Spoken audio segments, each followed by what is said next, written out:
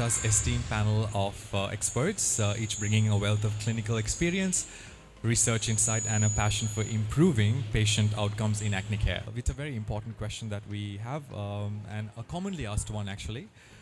We hear a lot about gut health these days, right? But how does what we eat actually affect acne? And can things like probiotics or a fiber-rich diet really help with conditions like acne, eczema, and or psoriasis? You have to think of your gut as kind of the boss, right? The gut is the boss. And then there's almost like a WhatsApp messaging system with your immune system. And they send messages to your skin. So if there is any sort of, imbalance in your gut, right? We call it medically gut dysbiosis, right? It actually comes up and manifests on your skin. So even conditions like psoriasis, where there is an autoimmune effect as well, it is very important to first think of your gut health, right? Skin, we've all heard beauty is deeper than your layer of skin, right? So it actually starts with the boss, and that's the gut. Gut health, probiotics are very important because they are the ones that kind of keep your gut bacteria happy. So it's almost like reinforcing the army, right? And we have to make sure that this army of good bacteria actually is strong enough to fight off whatever infections, whatever inflammation that comes up.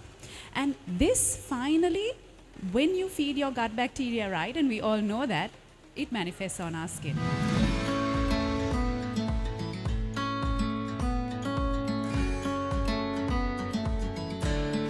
Moving on to Dr. Pavi, we have another question for you.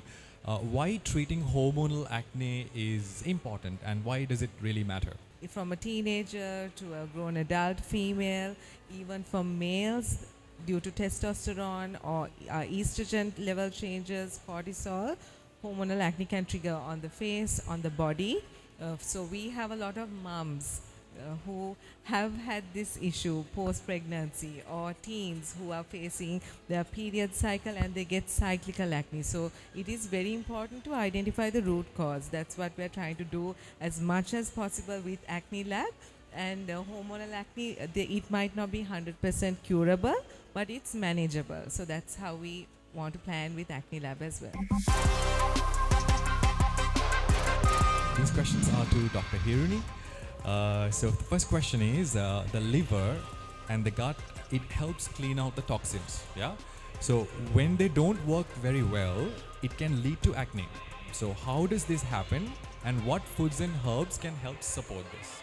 The gut and the liver and also the kidneys all work in harmony in removing toxins from our body. So that is known as detoxification.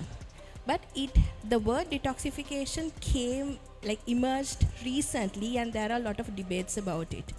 That is mainly because due to the present dietary habits, stress factors, and lot of processed food, our liver, gut, and kidneys can't handle all the toxins that comes into our body. So that is why additional detoxification really supports.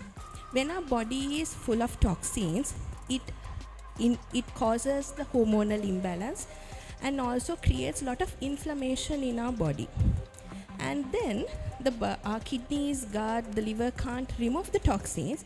Then our body tries to remove the toxins from the skin. Then it is a triggering factor for acne breakouts. So detoxifying is very important in managing acne. So moving on to our next question from Dr. Shamindri. So can acne trigger depression and anxiety, or does emotional stress cause acne? That's a good question. So can you please brief us on that? Acne and mental health have a very close relationship, but a very toxic one. Right? When one flares up, the other one tends to follow.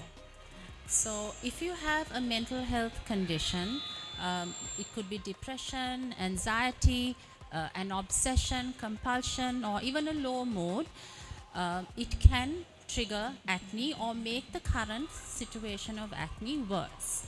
Right? So one of the reasons is when you are in a mental health crisis or a situation, the body can release stress hormones like cortisol. I think Dr. Hiruni gave quite a lengthy description on that. So, what happens when the body releases cortisol?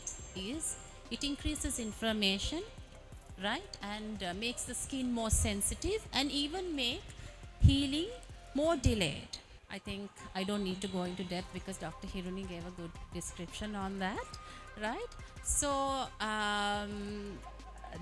this is how mental health can cause and aggravate the acne.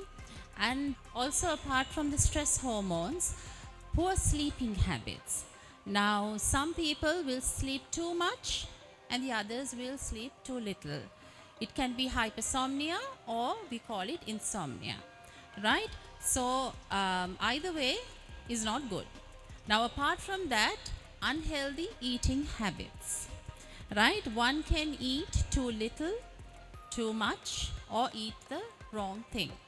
And some also have a habit of picking the skin when they are distressed, right? So all this can actually trigger acne or make the current acne condition worse.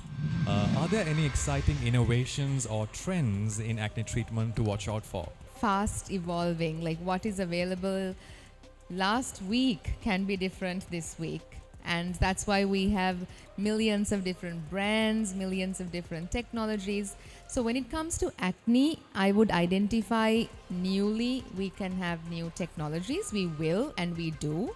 And we have new products, different new formulations, new molecules, new research, found new products, and also different protocols. Because if you go for a conference, you'll see so many new research papers brought forward by doctors, researchers on new methods of treatments, probably the same things but used in a different way. So definitely compared to last year, this year there's new things, new products, new machines, treatments. And when it comes to the way we treat, the Christell Acne Lab definitely gives the best of the best treatment. Why? Because nowhere can you have a multidisciplinary approach to just curing acne. Usually, I'm not saying always, but usually you would meet one professional and you would get a prescription, and when you go home, you would also forget about half of it. And it's very rare that 5 doctors get together to treat something simple, apparently, like acne. So it was just last week I had a patient who had acne since the age of 13 years, has been to many amazing professionals. And one thing I always tell my patients is don't scold a doctor, because do you think they studied for 5-8 years just to not give you a result? There is a reason why you would get a recurrence. If you're having a diabetes, if you're on all the treatments and you're not getting better, is that the doctor's fault? Right? So same thing is applicable for acne. So we cured her in 3 sessions almost. She's 50% better because Dr. Raida is taking care of her diet. Dr. Shamindri is taking care of her depression and her anxiety, her lack of self-worth, she said, and she feels much better. Dr. Pavitra is treating her acne with treatments and products, and Dr. Hiruni is detoxifying her. And one doctor is missing on this panel, that's Dr. Shamoon Malin, consultant gynecologist. She diagnosed that this girl had a massive prolactin issue with her prolactin hormone, which usually we only check for testosterone.